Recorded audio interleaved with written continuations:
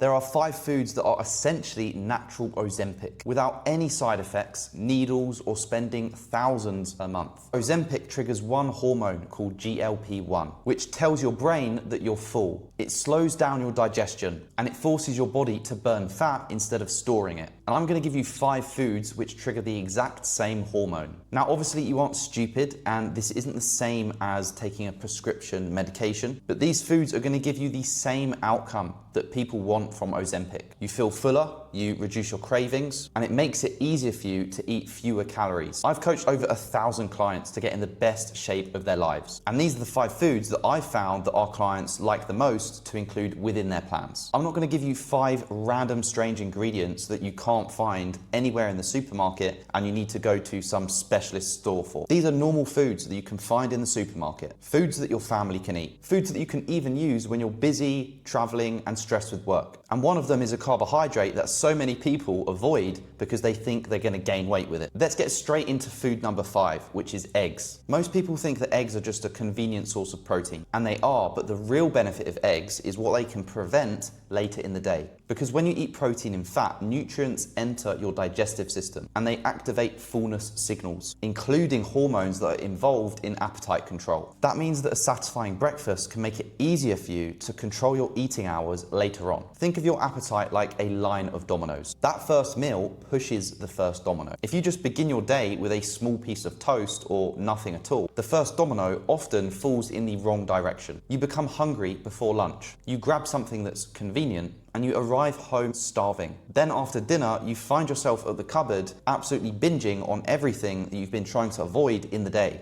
You assume that you have no discipline, but that evening hunger might have started 8 hours earlier. This is a conversation that we have with clients all of the time. They say to us that I'm good during the day, but it's just the evening that falls apart. Then we look at what they ate. They skipped breakfast. Lunch was a small salad with hardly any protein. They just survived on coffee. By the evening, their body wasn't betraying them, it was just collecting a debt. Eggs give you such an easy way to make your first meal more substantial. You can scramble them up in 5 minutes, or you can boil them in advance. You can put them in a wrap, you can serve them with toast, or you can combine them with potatoes and vegetables. You do not need to eat plain eggs from a plastic container, and you don't need to remove every carbohydrate from your breakfast. The mistake is eating toast by itself and expecting that your appetite is going to control itself until lunch. This is what I call the breakfast domino effect. You get the first meal wrong, and then every single decision after that becomes harder. But if you get it right, then you reduce the need for willpower for the rest of the day. Your action for the next 24 hours is simple. Build tomorrow's breakfast around 3 or 4 eggs. Add your toast, your fruit, or your vegetables, depending on obviously what you enjoy and your overall targets for your nutrition. Then just notice how long it takes you to be hungry again. But eggs are only food number 5, because the next food allows you to eat a dramatically larger amount without drastically increasing your calories. And food number 4 is berries. Most people that are trying to lose weight think that their meals need to be way smaller. They use a smaller bowl, or they try and eat tiny portions, removing anything that they enjoy, finishing their meal still thinking of food. But fat loss isn't about eating the smallest amount of food possible. It's about getting the most amount of satisfaction for the calories that are available to you. This is where berries become extremely useful. Strawberries, raspberries, blueberries, and blackberries contain loads of water and fiber. This gives them much more physical volume for relatively few calories. The fiber also slows digestion and supports the gut signals that are involved in appetite regulation. Think of your stomach like a suitcase. You could put 2 heavy bricks inside it, but the suitcase still looks basically empty. Or you could fill it with clothes. The suitcase is physically full, but it still weighs less than the bricks. Food works in a similar way. A pastry can contain several hundred calories and literally disappear within a few bites. A large bowl of berries gives you far more volume, but also far more chewing and time spent eating for way fewer calories. And let me just say that that does not mean never eat pastries. It just means that pastries are slightly less efficient when your goal is to lose fat while still being full. And berries are particularly useful for our clients, busy men and women who want to stay on track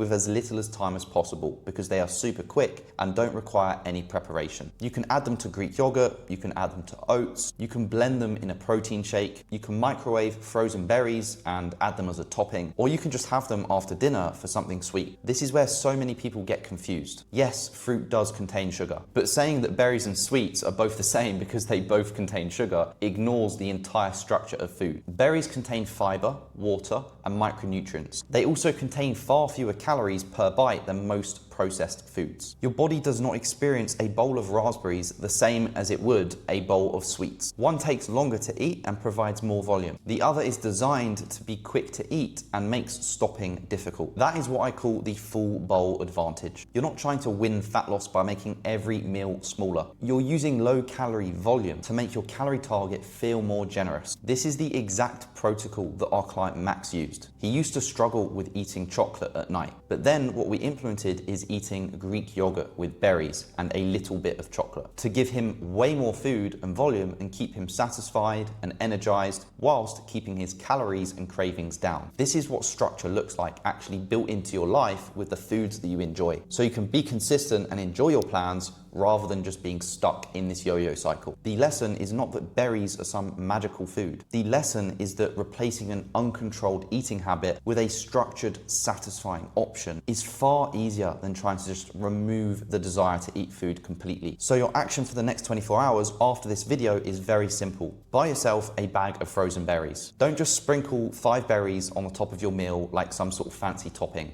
Use a proper serving, then combine them with a protein source. Berries provide the volume, but food number 3 is the real anchor. And food number 3 is Greek yogurt. Greek yogurt is one of the most practical appetite control foods that you can have in your fridge. It's high protein, it has thick structure. It takes way longer to eat than a drink. It works as a breakfast, a snack, a dessert, and it can satisfy sweet cravings without needing some crazy meal preparation. Protein is particularly useful because amino acids in the digestive system help stimulate hormones, the same hormones that are involved in fullness, including GLP-1. That is one reason why a high protein meal feels way different than a meal that's just got loads of processed carbohydrates. You can eat hundreds of biscuits and still feel the need to continue, but the same amount of calories from Greek yogurt, berries, and a controlled amount of cereal or chocolate creates more protein, more volume, and way more resistance. If you imagine that you're trying to slow a car down, processed snack foods are like trying to press the brake with your tiny little finger. There's going to be a little bit of resistance there, but it's definitely not enough for you to stop the car. This protein-rich meal is like putting your full foot slammed on the brake. Of course, the calories still count, but your appetite receives a much stronger signal that the food has actually arrived. This matters so much because so many busy people try and be good by not eating in the day. And then the evening becomes a battle because they finish work and they're mentally drained. The kids need feeding and there's nothing ready. And they start eating directly from packets whilst deciding what's going to be for dinner. Greek yogurt is perfect in this situation. It's the meal or snack that you can use when work runs late, when you don't have time to cook, when you want a dessert, or when you know that your next proper meal is going to be hours away. So put 150 to 300 grams of Greek yogurt in a bowl. Add your berries, add even cinnamon if you enjoy it, then add your measured portion of oats, chocolate, cereal, or even honey, depending on your needs and what fits your nutrition targets. The word measured matters because healthy food can still be high in calories. The yogurt is the anchor, and then the toppings support it. Do not allow the toppings to become the entire meal. Through my recent fat loss phase, Greek yogurt was one of my most favorite foods, and it still is today. Personally, I like to have it with some oats and berries to really keep me full after my training. During my transformation, I didn't just not go out and see friends and spend time with family.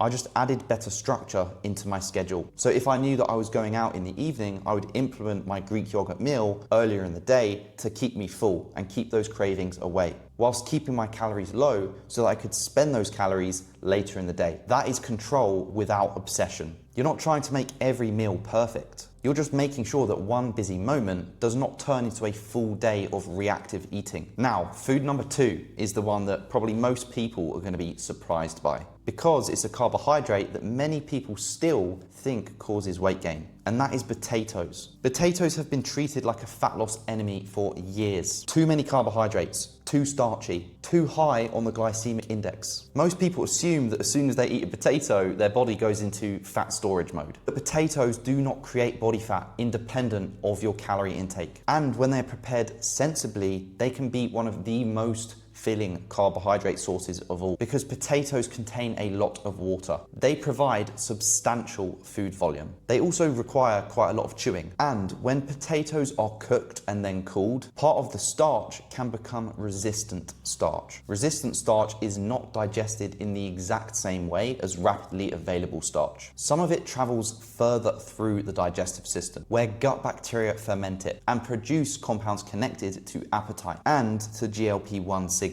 Here's the simplest way for you to understand it. Imagine your digestive system is like an airport. Regular starch travels through the express lane. It gets processed super quickly. Resistant starch is sent to a completely different terminal. It travels further before being processed, which creates a different interaction inside your gut. Now, that doesn't make cooled potatoes calorie-free, and it definitely doesn't mean that reheating potatoes turns them into some sort of medication, but it does make potatoes a useful, satisfying carbohydrate inside a structured diet. The biggest issue is rarely the potato itself. It's what people do to it. They deep fry it. They cover it in oil. They add butter, cheese, and creamy sauces, and then they blame the carbohydrate. A boiled, baked, or air-fried potato is completely different from a portion of restaurant chips. They may begin as the same ingredient, but the final calorie density is nowhere near the same. And this is perfect because potatoes work well with family meals. You do not need to prepare one diet meal for yourself and a different meal for your family. Serve your potatoes with chicken, a lean mince, fish, steak, or something else. Add in your vegetables or your salad, add your flavorings and your spices. You can add some low-calorie sauces on there as well. And now you have a normal family dinner that still supports fat loss without you feeling like you're being punished. This was the biggest game changer for our client, Wendy, who spent years cutting carbohydrates and constantly in this yo-yo cycle, going back to square one, eating different meals from her family. But now she's stopped treating carbohydrates like the enemy and started building in family meals. Now she's actually been able to keep the weight off because she can live her lifestyle, she can be consistent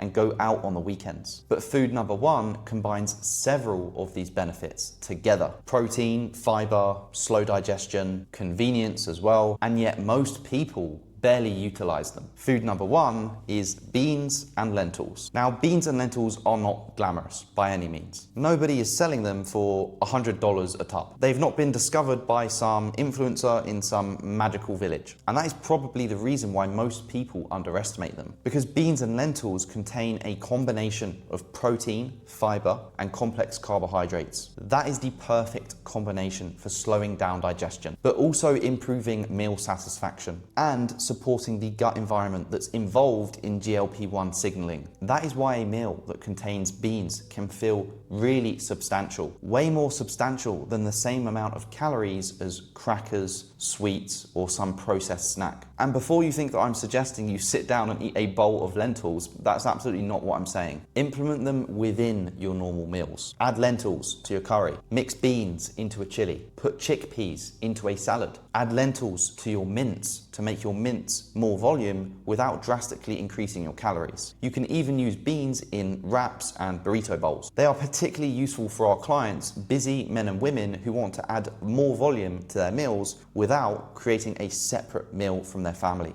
You don't need more discipline at 8 p.m. You need fewer decisions. And this is the deeper lesson behind all of these 5 foods. Most people think that hunger is something they need to defeat with more willpower. But hunger is heavily influenced by the structure of what you're eating. The answer is not to shame yourself for struggling. The answer is to build meals that give your body a stronger reason to stop eating. Now, after watching this video, don't try and attempt to completely change your diet overnight. That all or nothing approach is why you're probably starting over. Improve one breakfast first, upgrade one snack, change one family dinner, then repeat those meals until they feel automatic. These foods don't remove the need for a calorie deficit. They will not make body fat disappear whilst your habits remain unchanged. but they can make eating fewer calories way more achievable. And when you're busy, you're stressed, or you're tired, that makes one hell of a difference. You don't need your life to revolve around fitness. You need a handful of repeatable meals that keep you full, that fit around your schedule. This is how you stop relying on motivation, and that is how you rebuild control. And if you want one-to-one guidance to lose body fat, build muscle, and really take back control of your health, then click the link below in the description to apply for our one-to-one program. But other than that, if you found this video helpful, then make sure you watch the one that's on the screen right now, because that's going to teach you how you can really build this into a lifestyle now. But that's all from me, guys. I'll see you in the next one.